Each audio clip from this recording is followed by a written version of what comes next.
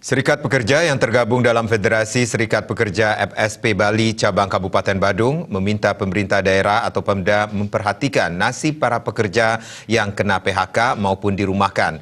Bentuk perhatian bisa berupa insentif yang diarahkan khususnya bagi pekerja pariwisata.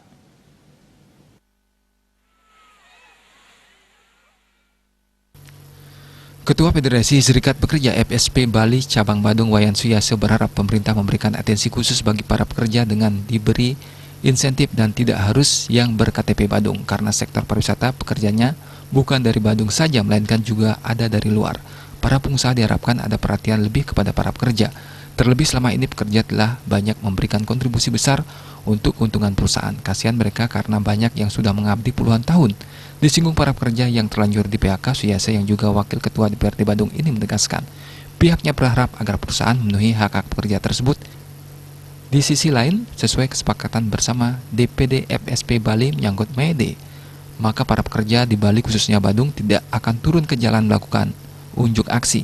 DPD FSP Bali akan memilih menyampaikan aspirasi tertulis kepada pemerintah pusat melalui pemerintah Provinsi Bali, pada intinya menolak Omnibus Law RUU Cipta Kerja karena sangat merugikan pekerja secara menyeluruh. Parwate, Bali Pos melaporkan.